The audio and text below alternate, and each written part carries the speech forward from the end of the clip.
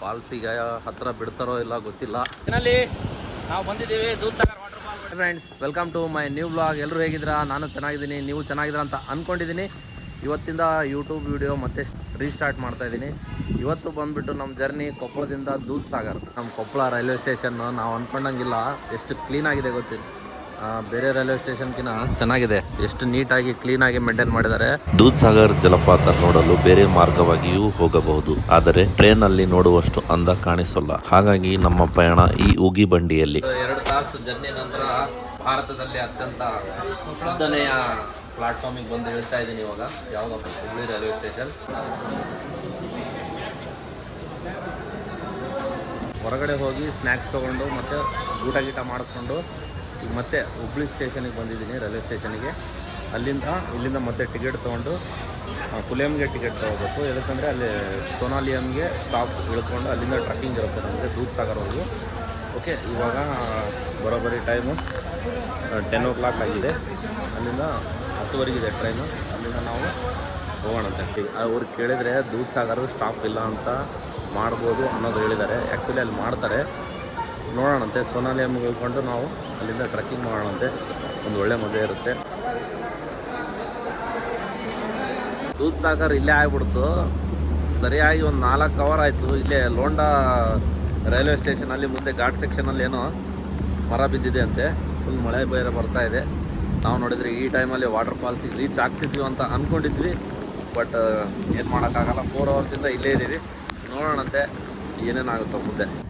ಹೋಗೋ ಸ್ಥಳಕ್ಕಿಂತ ಹೋಗೋ ದಾರಿನೇ ಸುಂದರವಾಗಿರುತ್ತೆ ಅಂತಾರಲ್ಲ, ಇಲ್ಲಿ ನೋಡಿದರೆ ನಾವು ಹೇಳ್ಬೋದು. ಈ ಒಂದು ಮಾತ್ರ ದೂಧಸಾಗರ್ ಹೋಗೋ ರೂಟ್, ಟ್ರೈನ್ ರೂಟ್ ಇದೆಯಲ್ಲ, ಸ್ವರ್ಗನೇ ಅಂತ ಹೇಳ್ಬೋದು.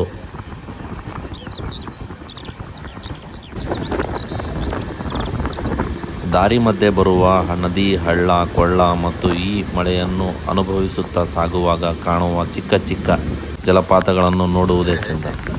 ಮಳೆ ಅಂತೂ ಬಿಡ್ತಾನೇ ಇಲ್ಲ, ಹನಿ ಹನಿ ಬರ್ತಾ ಇದೆ, ಜೋರು ಬರ್ತಾ ಇದೆ.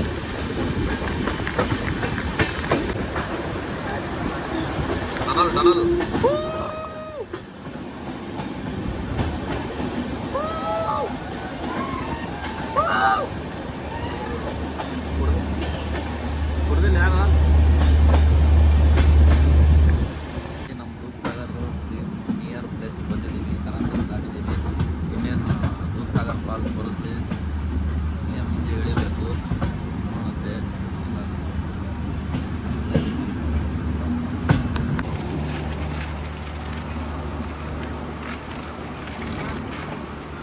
ಇನ್ನಲ್ಲಿ ಇವಾಗ ಟ್ರೈನ್ ಇಳಿದೀವಿ. ನಾವು ಇವಾಗ ಹೋಗ್ತಾ ಇದ್ದೀವಿ. ನೋಡ್ತಾ ಇರ್ಬೋದು ವ್ಯೂ ಯಾವ ರೀತಿ ಇದೆ ಅಂತೇಳಿ. One of the best view ಅಂತ ಹೇಳ್ಬೋದು. ಫಾಲ್ಸಿಗೆ ಹತ್ತಿರ ಬಿಡ್ತಾರೋ ಇಲ್ಲ ಗೊತ್ತಿಲ್ಲ. ಹಿಂಗೆ ನಾವು ನಿಯರ್ ಹೋಗ್ಬೇಕಾದ್ರೆ ಈ ಥರ ಫಾಲ್ಸ್ ಸಿಗ್ತಾವೆ ನೋಡಿ, ತೋರಿಸ್ತೀನಿ. ಸಣ್ಣ ಪುಟ್ಟ ಫಾಲ್ಸು ಮಾಡಿ ತೋರಿಸ್ತೀನಿ ರೀ.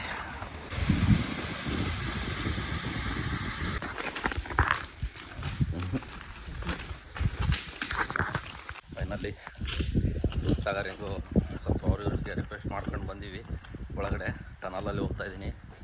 ಇದು ನೋಡಿದರೆ ಭಯಂಕರ ಟನಲ್ ಇದೆ ನೋಡಿ. ಅಪ್ಪ ದೇವರು, ನನಗೆ ಭಯ ಆಗ್ತಿದೆ. ಒಂದು 50 ಮೀಟ್ರ್ ಟನಲ್ ಇರ್ಬೋದು. ಇದು ಹೋಗ್ತಾ ಇದ್ದೀವಿ. ಇದು ಆದ ತಕ್ಷಣವೇ ಬರ್ತಾ ಇರೋದು ನಮ್ಮ ಡ್ರೀಮ್ ಆದಂತಹ ದೂಧಸಾಗರ್ ವಾಟರ್ ಫಾಲ್ಸ್. ಫೈನಲಿ ಒಂದು ಡ್ರೀಮ್ ಇರುವಂತಹ ದೂಧಸಾಗರ್ ವಾಟರ್ ಫಾಲ್ಸ್ ಕಾಣಿಸ್ತಾ ಇದೆ ನಿಮಗೆ. ಇಲ್ಲಿದೆ ನೋಡಿ.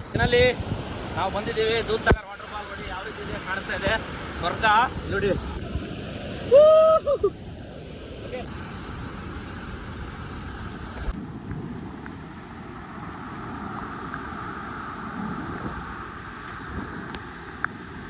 ಇದ್ರಲ್ಲ ಎಂಥ ಅದ್ಭುತವಾದಂತಹ ಫಾಲ್ಸ್ ಅಂತ ಹೇಳ್ಬೋದು. ಇದು Dudhsagar water falls. ಮಸ್ತಿದೆ. Full risk ತಗೊಂಡು ಬಂದಿದ್ದೀನಿ ವಿಡಿಯೋ ಮಾಡೋದಕ್ಕೆ. ದೂಧಸಾಗರ್ ಟ್ರಕ್ಕಲ್ಲಿ ಈ ಥರ ಮಳೆ ಬಂದರೆ ಟನಲ್ ಇರ್ತಾವೆ.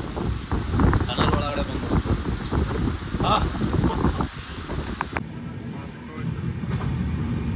ಸೂಪರ್.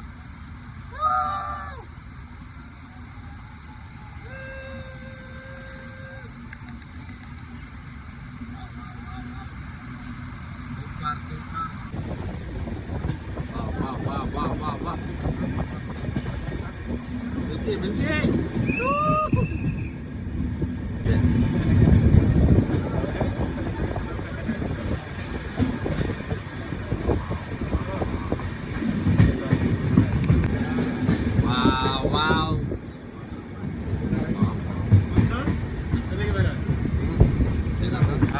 ಗುಡ್ಡಗಳ ಮಧ್ಯೆ, ನಮ್ಮ ಗಿರಿ ಶ್ರೇಣಿಗಳ ಮಧ್ಯೆ ನಮ್ಮ ಉಗಿ ಬಂಡಿ ಯಾವ ರೀತಿ ಹೋಗ್ತಾ ಇದೆ ನೋಡಿ. ವಾವ್, ಸೂಪರ್ ನೋಡಿ. ಅದು ನಮ್ಮ ಕೆಂಪು ಉಗಿ ಬಂಡಿ ಹಸಿರಿನ ಗಿರಿ ಶ್ರೇಣಿಗಳ ಮಧ್ಯೆ ನುಸುಳಿಕೊಂಡು ಹೋಗ್ತಾ ಇದೆ.